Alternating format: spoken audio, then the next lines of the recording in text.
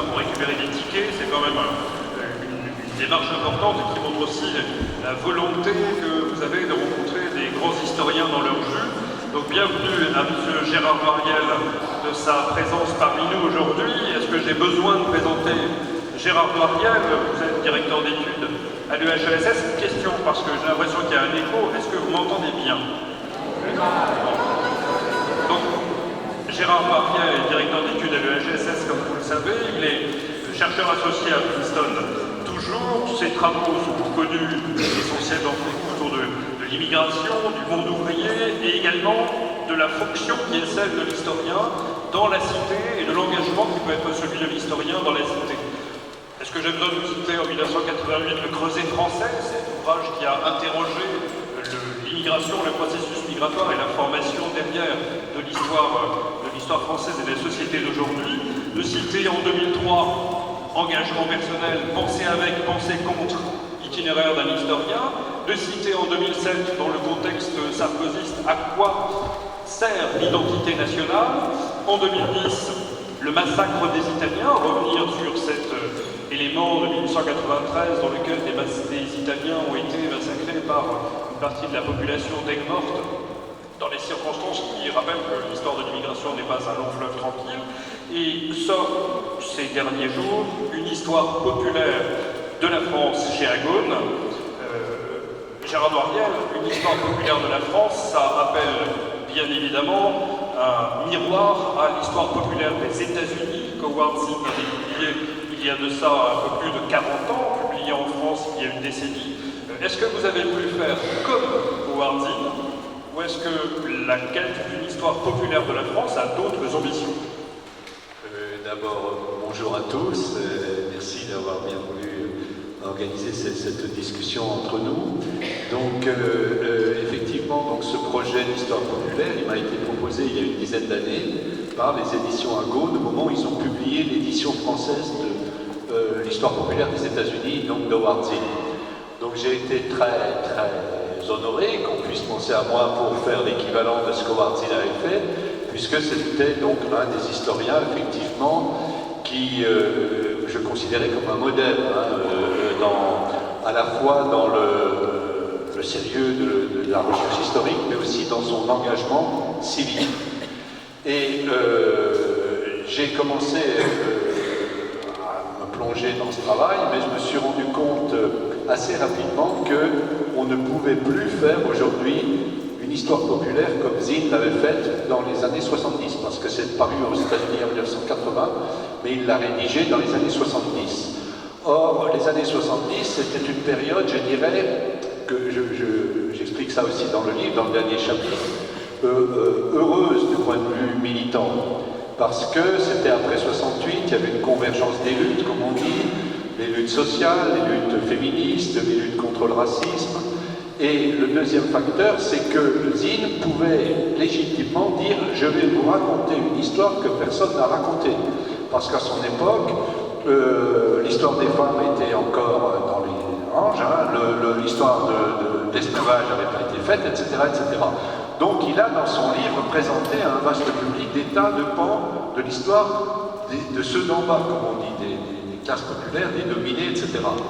Mais aujourd'hui, on est déjà d'une part dans un contexte qui est beaucoup plus négatif du point de vue des luttes, enfin vous voyez la montée des populistes, etc. Ça change le contexte. Des gens qui pouvaient se retrouver côte à côte dans les luttes civiques, etc. aujourd'hui parfois s'opposent, il y a de fortes divisions. Donc c'est une question que je voulais aussi aborder dans le livre. Et d'autre part, évidemment, il y a eu toute une génération d'historiennes et d'historiens qui, un peu dans la mouvance de ce que Zinn avait proposé, ont écrit des tas d'ouvrages. Donc aujourd'hui, l'histoire des dominés que Zinn avait révélée, elle est plus... je veux dire, je ne pouvais pas dire que j'allais raconter quelque chose que personne n'avait raconté. Donc ça m'a beaucoup perturbé. Et puis finalement, voilà, donc j'ai résolu le problème en faisant un travail qui porte plus sur, je répète, c'est plus une histoire de la domination qu'une histoire des dominés.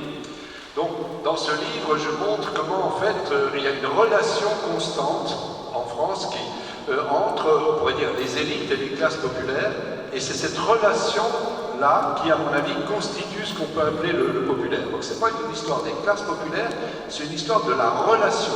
Parce que même la définition que les milieux populaires, soit les ouvriers, les paysans ou autres, ont donnée d'eux-mêmes, très souvent elle était marquée par le regard que les élites portaient sur eux. Et donc il y a toute une dialectique où les classes modestes sont appropriées ce regard pour mener leur lutte. Ce qui a entraîné après des transformations, y compris dans le regard que les élites ont porté sur elles. Donc c'est cette dialectique que je restitue, qui est comme un fil conducteur du livre, et où je montre que le sens même du mot populaire a constamment évolué. Il n'est pas figé, il y a des grandes époques comme ça, qui traversent l'histoire depuis donc le XVe siècle, puisque j'ai situé le point de départ, on va peut-être y revenir, de cette histoire populaire de la France au XVe siècle, jusqu'aujourd'hui. Et évidemment, le mot populaire, il signifie aussi qu'on s'adresse à un public plus vaste que le public des spécialistes. Donc ça a été pour moi une occasion aussi, puisque ça fait, disons, maintenant près de 40 ans que je fais des recherches historiques, donc d'intégrer aussi ces décennies de recherche dans ce livre, mais aussi de rendre hommage à tous les gens qui ont travaillé, souvent anonymes, notamment des jeunes chercheurs dont les thèses ne peuvent pas être publiées parce que les éditeurs ne veulent pas prendre de risques, etc. Donc voilà, pour moi c'est aussi un hommage rendu à tout disons le cercle, le réseau des historiens et des historiennes avec lesquels j'ai travaillé depuis de longues années. Alors une historienne, Michel Zogarani-Fournel, a publié il y a 2 ans un livre quasiment au même titre que vous, une histoire populaire de la France, mais qui commence en 1685. Vous avez choisi, vous, d'anticiper le processus, si j'ose dire, et de commencer avec Jeanne d'Arc. Pourtant, Jeanne d'Arc, comme figure d'incarnation identitaire du pays, c'est assez récent, effectivement. Mais pourquoi Jeanne d'Arc? Pourquoi avoir recommencé à cette époque-là pour une histoire de la France et des Français? Voilà, oui, alors Michel Zogarani, que je connais bien, qui est de ma génération, son titre c'est des luttes et des rêves. Hein, voilà, donc elle a centré sur cette dimension-là des luttes que je prends, mais il y a aussi, comme son livre est sorti avant le mien, des choses que j'aurais pu dire, que du coup j'ai pas dit, puisque c'était dans son propre livre. Donc, mais il y a aussi une différence de perspective qui est liée à ce que je disais tout à l'heure, c'est-à-dire elle est plus proche de Zine finalement que moi. Elle insiste beaucoup sur les différentes formes de lutte qu'ont mené les groupes qui ont été exploités ou dominés dans l'histoire. Et d'autre part, effectivement, un point de départ, c'est jamais neutre. Hein. Alors moi, je dis bien que je pars d'un principe, c'est qu'il y a un départ, mais un départ, c'est pas une origine. Il faut faire la différence. Il y a un point de départ, un commencement de ce qu'on peut appeler l'histoire de France, qui n'est pas une origine pour moi.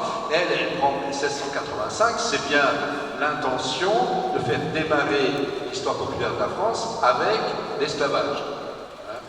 Moi, j'intègre, j'ai plusieurs chapitres sur la question coloniale, sur l'esclavage, sur toutes les formes de discrimination aussi, sexistes, enfin toutes les formes de domination, j'essaye d'en tenir compte, mais elles sont intégrées dans une dimension qui est centrée plutôt sur les questions sociales.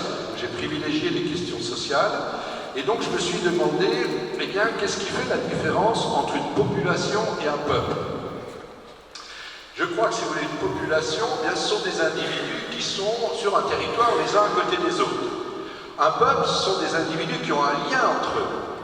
C'est cette question de la liaison qui m'a beaucoup préoccupé. Et je me suis demandé, eh bien, à partir de quand tous les gens donc, vivant dans le royaume de France ont eu un lien entre eux, et c'est là que ça m'a amené à choisir le XVe siècle comme point de départ. Donc un petit clin d'œil à Jeanne d'Arc, mais c'est un petit peu, voilà, pour tourner... montrer que une figure qui a servi de stéréotype à toute l'histoire monarchiste depuis très longtemps, on peut l'utiliser pour lui faire dire autre chose. Parce que moi je pense que Jeanne d'Arc, elle représente effectivement les dimensions des classes populaires paysannes de cette époque-là, et qu'elle entre dans le combat qui a été mené pour l'enracinement de l'État royal. Or, mon idée, c'est qu'on peut parler de la France donc, et des Français, donc du peuple français, à partir du moment où l'État s'enracine, se fixe de façon, je dirais, quasi définitive.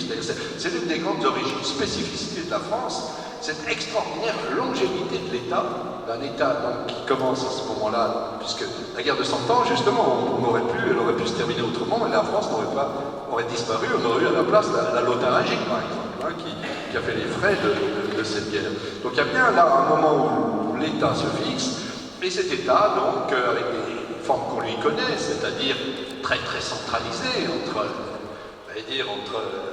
Paris et Blois, entre Seine et Loire, etc., qui va progressivement s'étendre, qui va intégrer toutes les autres régions, etc., qui va aussi s'étendre dans les colonies, eh bien on peut retracer sa longue durée, je dirais, depuis le XVe siècle, quasiment jusqu'aujourd'hui, parce que de ce côté-là, la Révolution française n'a pas vraiment été une rupture fondamentale. Et la question que je me pose, c'est que, est-ce qu'aujourd'hui, on n'est pas en train d'assister à une déliquescence ou un délitement de cet État multiséculaire? C'est pour ça que, dans ma perspective aussi de socio-historien, l'histoire doit servir à comprendre le présent. Donc j'essaye aussi d'éclairer des problèmes que nous vivons aujourd'hui, que ce soit la question des migrations, bien sûr, sur lesquelles j'ai beaucoup travaillé, mais aussi la question de l'État social, comme on dit, mais d'autres aspects qui nous concernent directement dans notre quotidien. J'essaye de leur montrer leur profondeur historique, parce que je crois que c'est le rôle de l'historien aussi, d'aider à comprendre le présent. Alors justement, un des exemples que vous mettez au début d'un de vos chapitres porte sur ce lien étroit qui existe entre l'époque et aujourd'hui. Il y a par exemple l'histoire d'un Erasme Gerbert qui en 1525 est ce que vous appelez le héros d'une république des soviets. On est en 1525, oui, le parallèle est assez simple à faire. Qui est ce Erasme Gerbert? Oui, alors c'est ça qui m'a beaucoup plu. Alors ces périodes-là, moi évidemment, je les connaissais très mal, donc j'ai beaucoup appris aussi. Et j'ai puisé comme ça dans des écrits, dans des ouvrages qui ne sont pas forcément connus. Ça, c'est un petit ouvrage qui a été fait par un historien alsacien, donc sur la guerre des paysans au XVIe siècle, et qui a été très très très violente en Alsace. Et paradoxalement, on n'en parle pas dans les livres d'histoire en France, parce que l'Alsace à l'époque n'était pas française, donc voilà, on se dit ça, c'est le rôle des historiens allemands d'en parler. Je trouve ça un peu dommage, parce que c'est extrêmement significatif. On voit le rôle des classes populaires, l'espoir qu'elles placent dans la nouvelle religion, qui était la religion réformée, et c'est pour ça que j'ai intitulé ce chapitre « Dire sa souffrance au nom de Dieu ». C'est-à-dire que la religion sert à cette époque-là, justement, à des gens qui sont tous religieux. Enfin, on est dans un monde qui est encore extrêmement religieux, mais il y a une dissidence qui s'installe dans l'Église, et donc les paysans, les artisans surtout s'en emparent, et on voit surgir des héros d'un jour, hein, comme ce Gerbert, Erasme Gerbert, donc, qui est un artisan d'une petite ville d'Alsace, et qui va diriger cette révolte, qui va quand même concerner plus de 200 000 paysans. Et il y aura 300 000 même, je crois, et il y aura 100 000 d'entre eux vont périr. Ils vont être liquidés au bout de quelques semaines dans un vaste mouvement, y compris Luther va condamner la révolte. On ne peut pas penser au prénom d'Erasme Gerbert, disons autour de 1525. Le clin d'œil à l'heure d'aujourd'hui est assez important. Autre exemple qui montre que le religieux n'est pas le seul outil. Vous avez en 1688 les habitants de Pluvignan en Bretagne qui molestent un sénéchal. Donc il n'y a pas que les raisons, mais c'est les questions fiscales derrière tout ça qui font que le populaire se révolte contre la centralisation. Ça, c'est un fil rouge constant. Oui, parce que justement, si vous voulez, comme je dis, en gros, on peut parler de la France quand on a un État bien installé. Qu'est-ce que ça veut dire un État? Un État, donc, c'est une instance, si vous voulez, qui détient le pouvoir. Nous sommes censés, nous, obéir aux lois de l'État. Donc, ce qu'on appelle la souveraineté. Et comment un État maintient son pouvoir? Eh bien, il a besoin de deux instruments. Le premier, c'est une armée, une police pour obliger les gens à obéir aux lois, et le deuxième, c'est des impôts pour payer la police. Donc, il y a un lien entre les deux, si vous voulez, qui est constant. Donc ça, c'est les structures de base d'un État. Et donc, c'est pas un hasard si les premières révoltes populaires de grande envergure, c'est des révoltes antifiscales. Il y a donc un lien entre les révoltes populaires et la construction de cet État. Donc c'est ça que effectivement, qui est un de mes fils conducteurs, parce que la question de l'impôt, elle se pose encore aujourd'hui, vous le savez très bien, avec les paradis fiscaux, avec des tas de choses. Donc pour moi, c'est aussi une dimension qui est souvent oubliée, mais très importante de l'histoire populaire, des enjeux de lutte autour de la question des impôts, de leur répartition, de leur choix. Je montre dans l'histoire qu'il y a eu des tas de conflit autour de ça, sur la question de l'impôt, et que ça a eu des effets politiques importants. Alors au-delà de la question de l'impôt, de la centralisation de l'État, de la question religieuse qui vient légitimer l'État, se pose ici la question, à partir du moment où l'aventure coloniale commence, de la représentation que les Européens et derrière les Français se font du reste. Vous citez abondamment Buffon, pour qui il ne peut pas y avoir de véritable, législation hostile aux populations extérieures, mais qui est pour l'inégalité des races. Est-ce qu'il n'y a pas une espèce de paradoxe? Aujourd'hui, ça paraîtrait comme étant un paradoxe, au XVIIIe siècle, ça ne l'est pas. C'est aussi une histoire des transformations de la sensibilité que vous faites. Oui, il y a cette dimension-là. Ça, j'ai trouvé ça dans des ouvrages récents, très savants, sur Buffon notamment, oui, qui montrent que Buffon, et pas rien que lui d'ailleurs, qui était anti-esclavagiste. Les anti-esclavagistes pouvaient soutenir des thèses sur l'inégalité des races. Alors qu'aujourd'hui, évidemment, on associe... voilà. Donc c'est ça qui est important aussi pour un historien, pour restituer les choses dans leur contexte. C'est très fréquent à l'époque, on trouve ça chez Montesquieu, on trouve ça chez Voltaire, on trouve ça chez la plupart des penseurs du XVIIIe siècle. Voilà, c'est ça. Donc il y a une conception de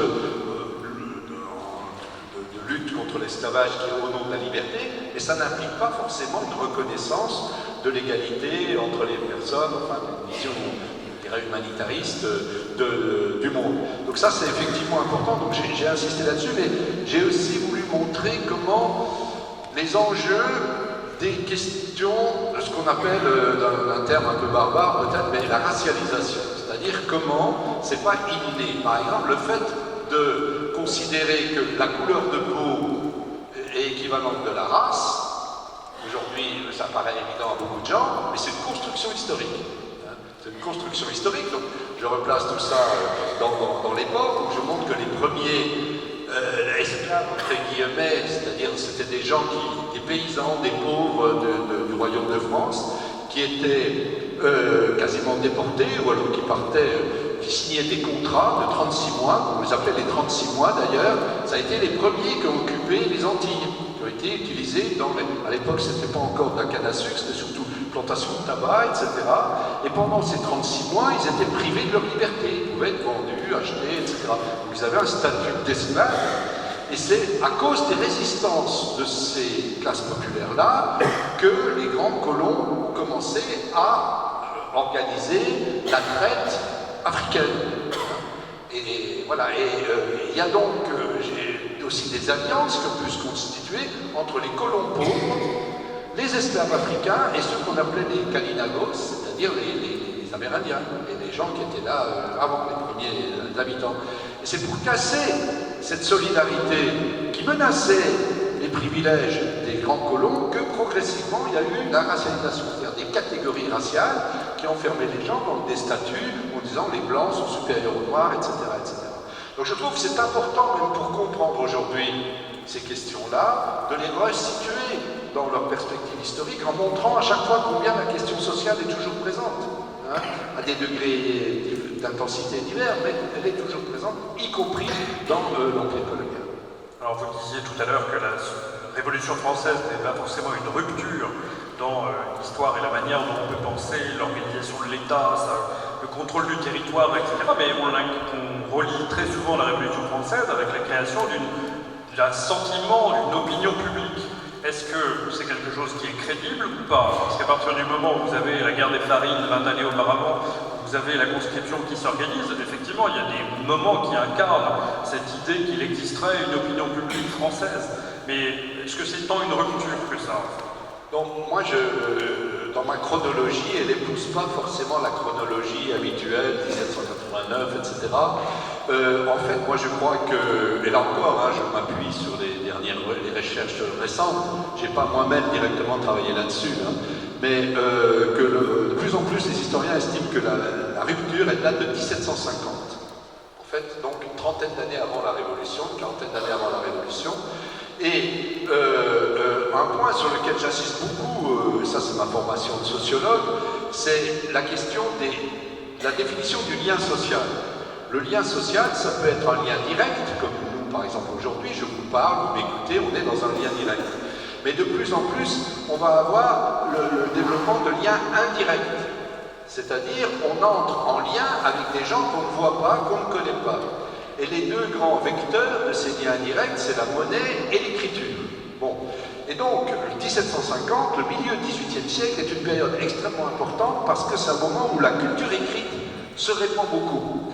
Donc, on a au sein des classes cultivées, disons la bourgeoisie aisée ou la noblesse, une partie de la noblesse, des gens qui savent lire et écrire et qui vont s'enthousiasmer pour ceux qu'on appelle les philosophes, qui sont souvent des romanciers, comme Voltaire, comme Jean-Jacques Rousseau, etc. Et ils vont constituer, ces auteurs-là vont avoir un poids, un pouvoir, parce qu'ils vont avoir des lecteurs qui les suivent. Ils vont avoir leur public, comme on dit, et ils vont constituer une force.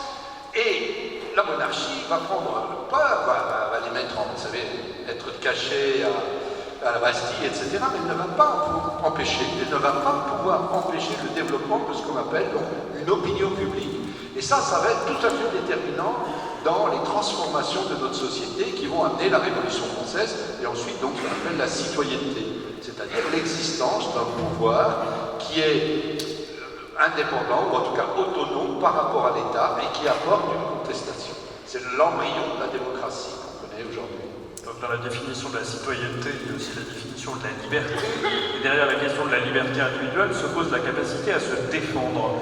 Vous avez un grand nombre de passages dans votre ouvrage sur la demande, la volonté de l'opinion publique de posséder ses propres armes pour pouvoir se défendre. Évidemment, un parallèle est facile à faire avec l'histoire américaine elle-même. Vous terminez cette volonté de posséder des armes comme identification à la liberté avec 1848 et l'idée, vous écrivez que l'usage des armes est une dimension légitime de la citoyenneté et qu'il est impossible d'affirmer à partir de 1848 que posséder une arme est une condition inévitable de la définition de la citoyenneté. Je ne savais pas, pour le dire, que la question de la propriété des armes était aussi forte dans l'histoire de France. Oui, alors ça c'est un point aussi sur lequel j'insiste, si vous voulez, c'est à partir donc, en gros de la Révolution française, vous avez deux conceptions de la citoyenneté qui vont s'affronter, je dirais, jusqu'à la Commune de Paris, voire même après. Il y a la conception qu'on pourrait dire bourgeoise, c'est celle qui a triomphé, dans laquelle nous vivons aujourd'hui, c'est une conception de la délégation de pouvoir. Le citoyen, eh bien, il va voter tous les 4 ou 5 ans, il va mettre un bulletin dans l'urne pour élire des représentants qui appartiennent tous à peu près aux mêmes milieux sociaux, c'est-à-dire des milieux privilégiés qui se considèrent comme compétents parce qu'ils ont fait des études, etc. Prenez aujourd'hui, par exemple, vous savez combien les ouvriers représentent 20% de la population active. Vous savez combien il y en a comme députés? 0. Voilà. Donc c'est moins que sur le Front populaire qu'à certaines époques. Donc, ça, c'est la conception bourgeoise. On considère qu'il faut être compétent, il faut avoir un niveau culturel, etc., pour pouvoir représenter le peuple. Mais cette conception-là, elle a été contestée dès la Révolution française par les classes populaires, en tout cas par une fraction des classes populaires. C'est toute la lutte des sans-culottes sous la Révolution, qui eux disent non, la citoyenneté, c'est pas ça. C'est pas de mettre un coup de papier tous les 5 ans pour élire des gens qui après vont nous trahir à longueur de journée. Enfin, vous voyez, c'est pas besoin de faire un gros dessin, parce que c'est des choses qu'on connaît encore aujourd'hui. Et donc, ils vont dire, voilà, c'est la notion, le citoyen, c'est celui qui prend les armes, voilà, pour défendre sa patrie ou sa classe, etc. Et qui surveille les élus du peuple au point qu'il peut les remplacer dès que ceux-ci n'obéissent plus ou n'obéissent plus au peuple, etc. Et cette conception populaire, on va la retrouver dans toutes les révolutions qui vont se succéder. En 1830, en 1848, alors là c'est l'apogée.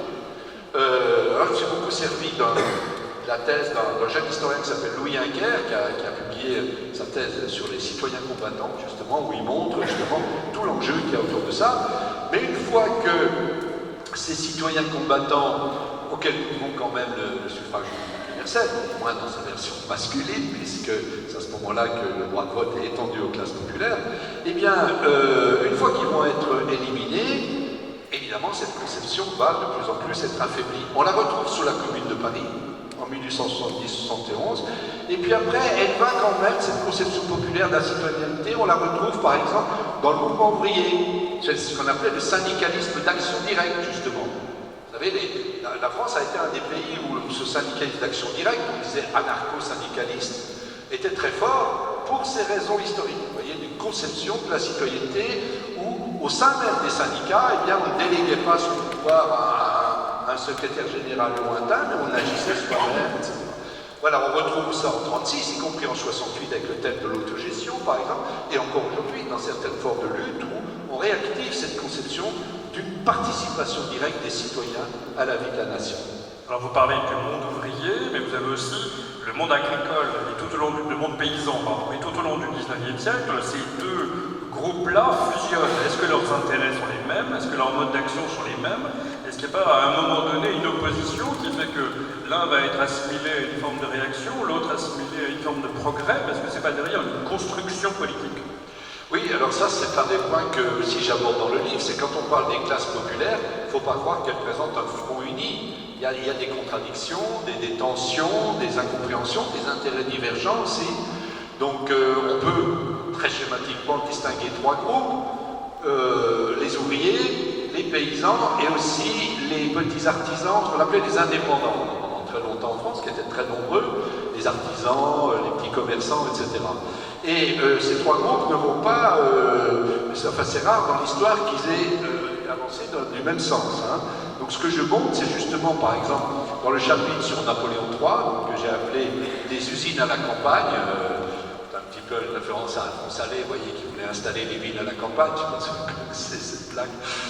Voilà, c'est des usines à la campagne, mais là c'est que c'est vrai, c'est-à-dire qu'après la Révolution de 48, la bourgeoisie, l'aristocratie, ils ont très peur, ils se disent mais comment que ça se fait, cette France elle est toujours en révolution, comment faire pour que la révolution ne se reproduise plus? Et la cause principale qu'ils avaient identifiée comme facteur révolutionnaire, ils disaient c'est les migrants. Vous voyez, c'était déjà la question des migrants à l'époque. Mais ce n'était pas les migrants étrangers à l'époque, c'était les migrants ruraux qui allaient travailler à Paris, hein, où il y avait les maçons de la Creuse qui venaient en grand nombre travailler l'été, puis qui repartaient en hiver, etc. Et les élites considéraient que c'était les fauteurs de troubles. Donc, Napoléon III va essayer de développer une stratégie politique pour fixer les paysans, pour qu'ils n'émigrent plus vers les villes. Du coup, la France va être un des pays phares. Pour ça, on va installer des fabriques, comme on disait à l'époque, dans les campagnes. Et donc, il y a une sorte d'alliance de classe, de compromis de classe qui va permettre aux entreprises, au capitalisme de se développer fortement grâce à une petite main-d'œuvre qualifiée, une petite masse d'ouvriers qualifiés et une grande masse d'ouvriers paysans qui du coup complètent les ressources en hiver quand il n'y a pas de travail dans les champs et tout. Et c'est ça qui va faire la popularité du Second Empire. Donc là, dans ce chapitre-là, je critique un peu la vision, même celle de Karl Marx, par exemple, qui voit ces paysans comme de sinistres abrutis, aliénés, etc. Non, les paysans avaient bien compris que cette stratégie servait aussi leurs intérêts. Et ça va avoir des conséquences historiques très importantes, puisque du coup, l'exode rural va être beaucoup plus faible en France que, par exemple, en Grande-Bretagne. Il faut savoir qu'il y avait encore plus de paysans dans la population active en France en 1950 qu'en Angleterre en 1840. Donc on a là un déficit de main-d'œuvre et quand la grande industrie va se développer, la solution ça va être recours massif à l'immigration. C'est pour ça que la France va devenir, dès cette époque-là, un grand pays d'immigration. Deuxième solution, ça va être aussi le recours beaucoup plus fort qu'ailleurs à la main-d'œuvre féminine. Et la France va être un pays où les femmes vont être ancrées dans le salariat, disons, beaucoup plus tôt que dans d'autres pays. Ce sont des caractéristiques, vous voyez, encore actuelles, mais qu'on ne peut comprendre que si on les replace dans une profondeur historique. Oui, vous montrez le paradoxe d'une France qui est présentée comme étant une grande puissance industrielle, ou qui s'est développée sous le Second Empire grâce à l'industrie, alors qu'elle est d'abord une puissance qui reste agricole et artisanale. C'est ça, oui, et la France est un pays je dirais, à mon avis, jusqu'à la Première Guerre mondiale, la France est un pays surtout rural et artisanal. On le voit même dans les statistiques. Il y a une sous-représentation des ouvriers d'industrie, si on compare avec l'Allemagne ou avec la Grande-Bretagne, et ça va être une caractéristique qui aussi peut expliquer le succès de Pétain sous Vichy, quoi. Parce que là, ces classes, vous voyez, de de petits propriétaires, on peut dire, sentent qu'elles vont être vaincues par l'histoire. Vous comprenez? Donc il y a ce message, ce discours passéiste, nostalgique de la France d'autrefois, etc., qui a un impact particulièrement fort et qui va expliquer en partie la popularité du maréchal Pétain, en tout cas au début du régime de Vichy. Donc si on revient à la fin du 19e, au début du 20e siècle, on laisse de côté l'épisode Vichy, vous avez ce qu'on appelle une nationalisation de la société française, parce que paradoxalement, vous avez ces Français paysans, vous avez ces Français ouvriers qui semblent avoir un mode de, sauf pour les paysans ouvriers justement, mais un mode de fonctionnement, une idéologie, une forme de coalition d'intérêts qui sont différentes, et une opposition de plus en plus forte entre la ville et la campagne. Finalement, est-ce que c'est pas l'État qui, pour ou contre lui, va organiser cette francisation de la société française, si j'ose employer un autre mot que votre nationalisation de la nation française? Oui, alors ça c'est effectivement très important. Moi j'ai beaucoup travaillé sur les débuts de la Troisième République. C'est une période qui me fascine vraiment parce que je pense que notre modernité, le monde dans lequel nous sommes et dont nous sommes peut-être en train de sortir, se construit dans les années 1880-90. Nationalisation, j'entends, quand je dis nationalisation, ça ne veut pas dire que tout le monde pense pareil, voilà, c'est simplement une intégration. C'est sous la Troisième République que les classes populaires sont intégrées dans l'État-nation. Il faut bien voir qu'en France, jusqu'en 1870, on estime que la moitié des habitants de la France ne parlaient pas le français. La France était un pays de petits pays, comme on disait. Vous savez, mon pays, il a deux sens. On dit, quand on dit peut-être mon pays, souvent ça veut dire peut-être mon coin, quoi, mon village, ma région, etc. Et donc, c'est la Troisième République, avec les lois de Ferry sur l'école, etc., puis le développement de la presse aussi beaucoup, qui vont effectivement franciser la population, l'intégrer dans des enjeux communs. C'est à cette époque-là qu'on a la première grande loi sur la nationalité française, qui est toujours appliquée aujourd'hui. Donc on a toute une série de mesures, et du coup, le clivage, eh bien, il va, alors qu'avant c'était un clivage qui opposait les élites et le peuple, classe laborieuse, classe dangereuse, comme on disait, désormais ça va être nous, Français, contre eux, les étrangers. Il y a un déplacement, et c'est pour ça que c'est à ce moment-là aussi que débute vraiment le nationalisme dans le champ politique. Et également, d'ailleurs, la colonisation, enfin la deuxième phase de l'empire colonial, débute à ce moment-là. Donc, il y a nous, Français, qui est opposé, eux, les étrangers, qui nous menacent. Donc ça, c'est les Allemands, notamment les Juifs allemands, parce que l'antisémitisme aussi se greffe là-dessus.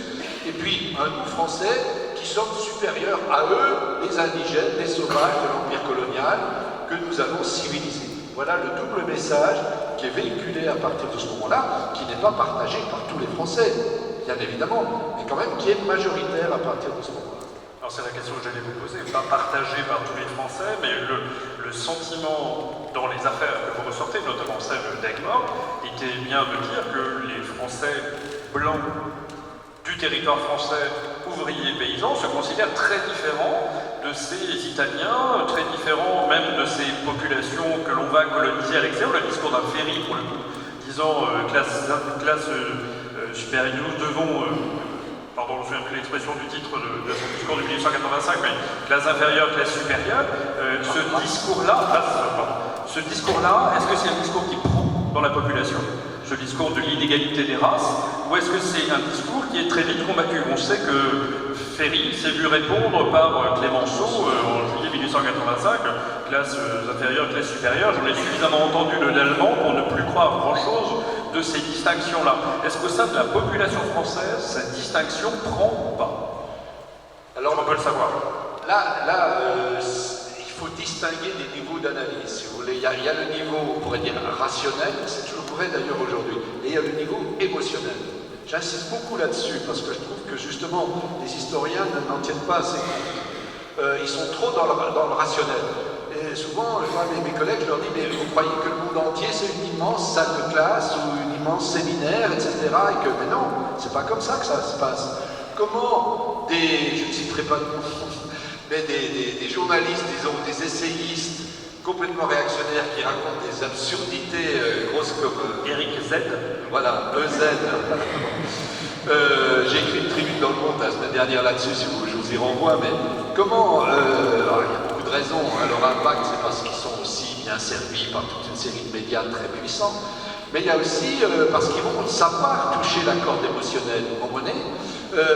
Donc si nous, qui essayons de maintenir le cap sur les droits de l'homme, sur une vision universaliste, tolérante à l'égard des autres, etc., si on n'est pas capable non plus d'utiliser cette dimension émotionnelle, eh bien, on ne peut pas non plus être performant.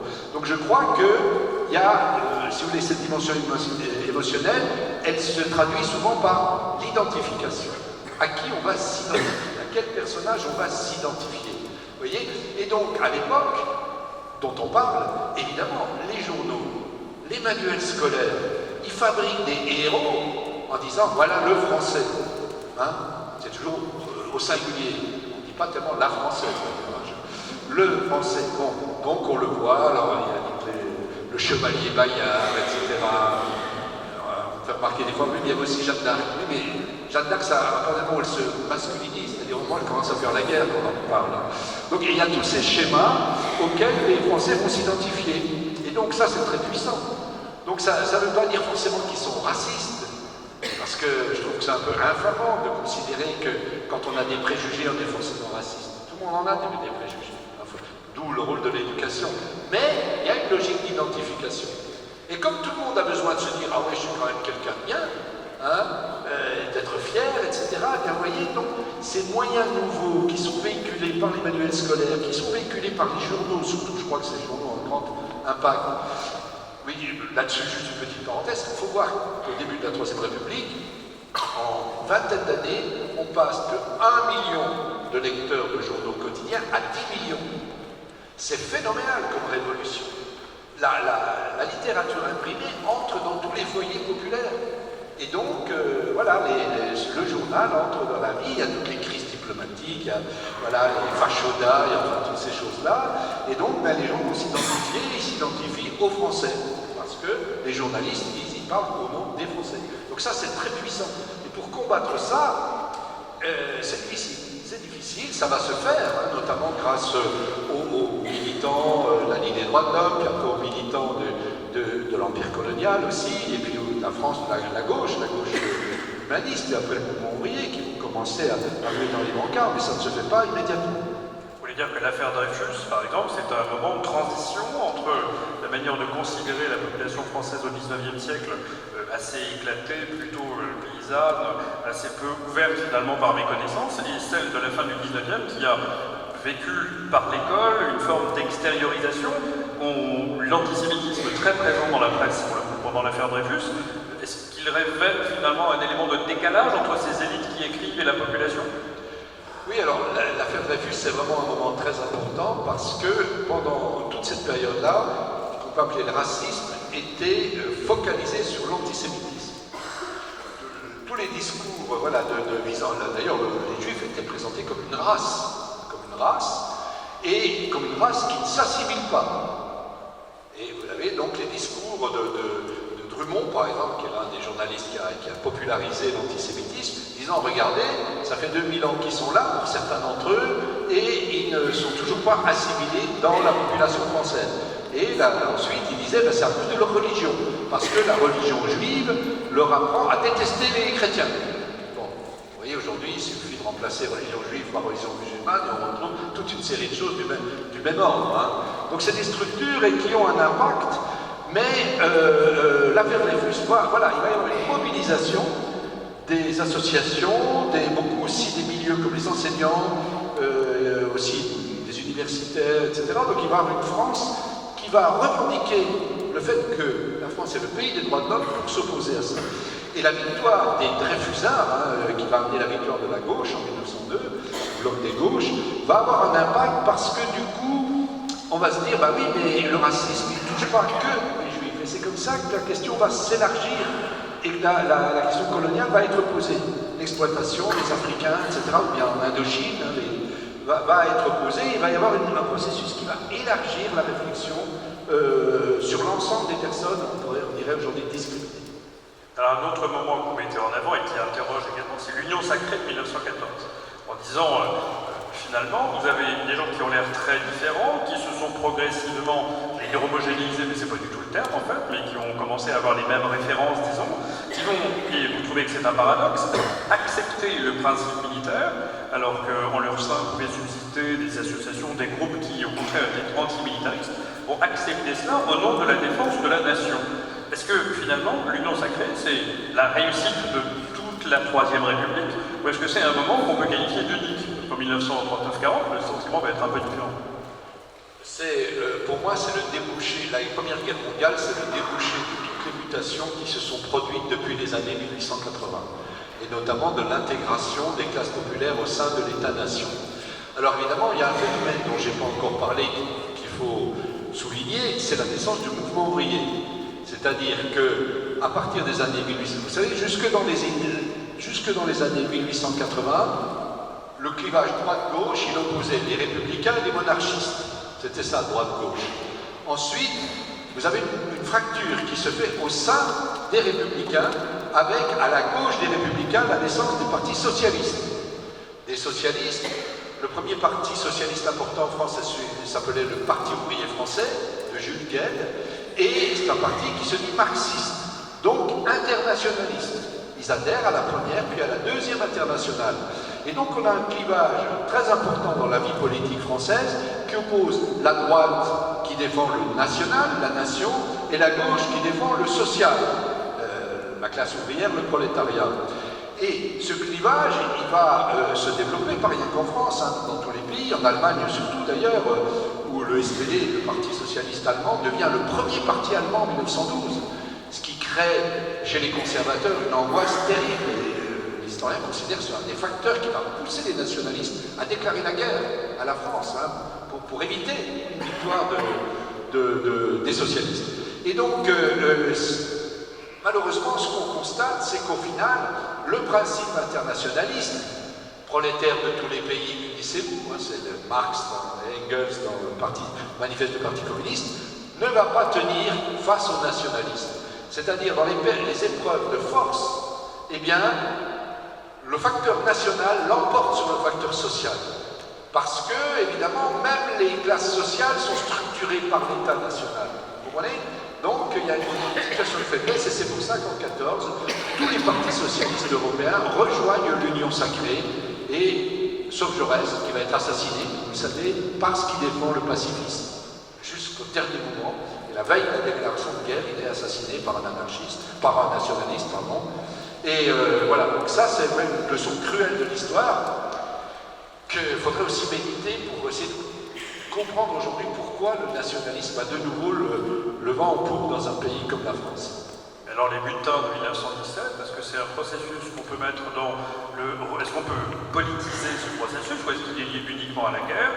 Vous semblez dire qu'il y a une partie de politisation derrière tout ça quand même, en disant que au moins la récupération du discours des bulletins derrière vient de ces groupes qui en 14 auraient pu refuser la guerre, ont été forcés à l'union sacrée. C'est une figure, le butin, qui est incarné ensuite tout au long du XXe siècle.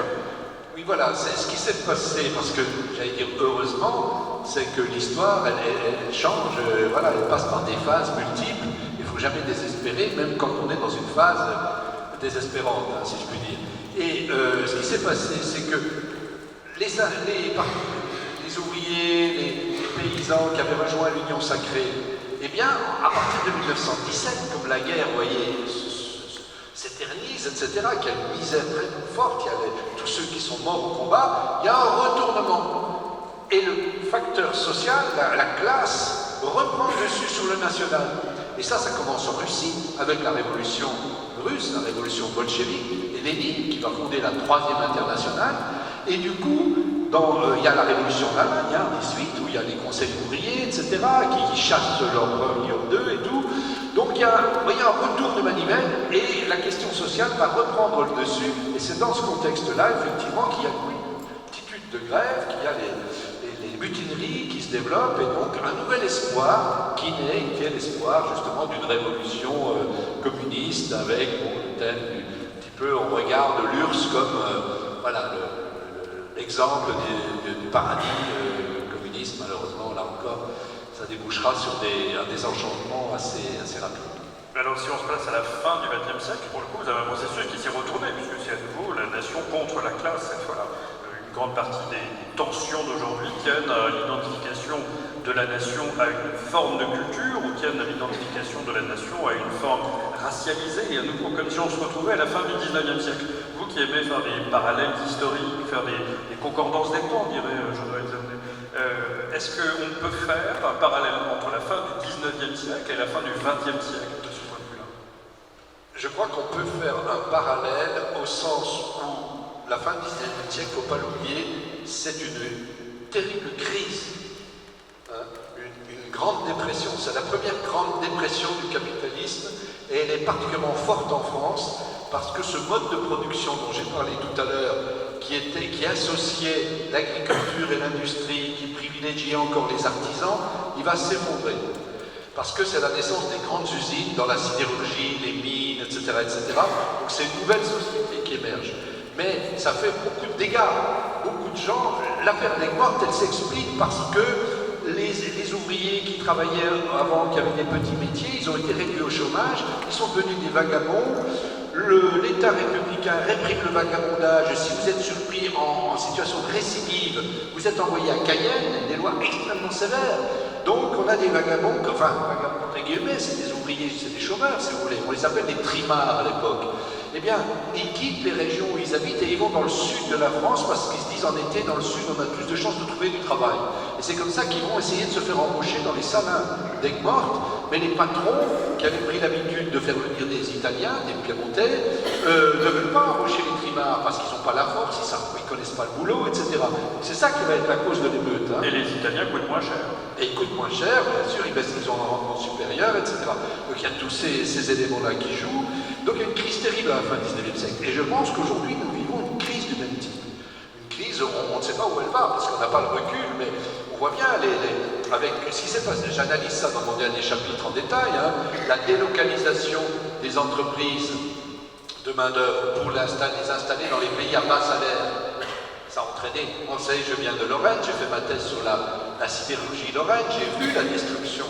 La région de Longwy où j'étais produisait dans les années 50 un tiers de l'acier français. Aujourd'hui, il ne reste plus rien du tout. Les mines fermées. Donc vous avez tous ces bassins industriels qui ont disparu et donc qui ont été délocalisés en Chine ou dans des pays où on paye les gens au lance-pierre, comme on dit. Donc ça entraîne des mutations profondes, une recomposition avec des nouvelles technologies, etc. Donc nous vivons dans un contexte comme ça. Donc c'est en ça que je crois qu'il y a un parallèle avec le 19e siècle. Et donc c'est sûr que ça va entraîner des modifications.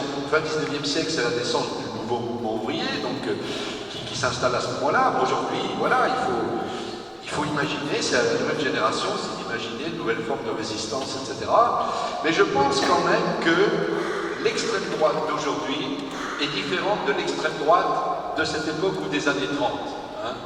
Je pense que dans un de mes chapitres, je dis qu'il y a un événement fondamental qui s'est produit au cours des 20 dernières années dont personne n'a parlé. Cet événement, c'est que nous vivons dans des sociétés beaucoup plus pacifiques que les générations précédentes. Alors quand je dis ça, beaucoup de gens me disent « mais c'est pas possible, regardez la montée de la délinquance, etc. etc. » C'est vrai, il y a des montées de la délinquance, il y a la drogue, etc. Mais il ne faut pas oublier que les gens qui ont plus de 50 ans aujourd'hui représentent la première génération qui n'a jamais connu la guerre dans sa vie. J'ai calculé, vous pouvez remonter autant que vous voulez dans le passé, jusqu'à Jeanne d'Arc et même avant, vous ne trouvez pas de laps, de période de paix qui ait duré plus de 50 ans dans l'histoire. Donc, on est confronté à ça. Et alors évidemment, le terrorisme, c'est atroce, etc. Mais statistiquement, vous savez que on a beaucoup plus de chances de se faire assassiner par quelqu'un de sa famille que par un terroriste. Ça a été démontré par les statistiques. Bon, c'est donc des phénomènes statistiquement marginaux. Je ne le dirai pas à la télévision, ça, parce qu'on dirait par exemple on police des terroristes, mais ici on est entre nous, donc on peut se permettre. Mais je raisonne en statisticien, je cite des livres, d'ailleurs il y a un auteur canadien qui a publié un bouquin là-dessus. Donc si vous voulez, aujourd'hui, la violence elle est beaucoup représentée. On la voit à la télé, etc. Donc vous voyez, ça a beaucoup changé par rapport aux gens qui avaient connu la guerre dans leur famille, qui avaient tous des victimes, ils allaient honorer, au monument aux morts, etc., etc. Donc il y a un changement complet d'époque. Et l'extrême droite n'est plus l'extrême droite des années 30. L'extrême droite des années 30, elle voulait supprimer la démocratie. Les uns voulaient rétablir la royauté, les autres voulaient mettre un régime à la Mussolini, etc., etc. Ils allaient dans la rue attaquer à coups de poing les communistes. Il y avait un nombre de morts assez grand dans ces manifestations, etc. Donc aujourd'hui, il y a un changement aussi. Il y a une pacification aussi dans ces formes de politique. Enfin, le coup de poing continue d'exister et une partie du discours de l'extrême droite reste quand même très hostile à certaines formes de démocratie populaire. Voilà. Mais ne remettent pas en cause les fondements du régime, ils se réclament de la République. Alors, on peut dire que c'est c'est hypocrite, etc. Mais je veux dire, en tout cas, je parle de la perception dans l'opinion. La perception dans l'opinion. Je vous prends un exemple par rapport aux années 30. Qu'est-ce qui s'est passé en 34? Vous savez, vous avez le fameux 6 février 34, où la République est menacée par l'extrême droite qui manifeste, etc. Ils veulent prendre le palais de l'Élysée. Bon. Et vous avez le front antifasciste qui se met en place. Fasciste contre antifasciste. Et au sein du front antifasciste, vous trouvez toutes les forces de gauche, depuis les radicaux, c'est-à-dire les centristes, on dirait aujourd'hui, jusqu'aux communistes, en passant par les socialistes, parce que tout le monde a bien conscience qu'il y a une menace terrible qui pèse sur la démocratie.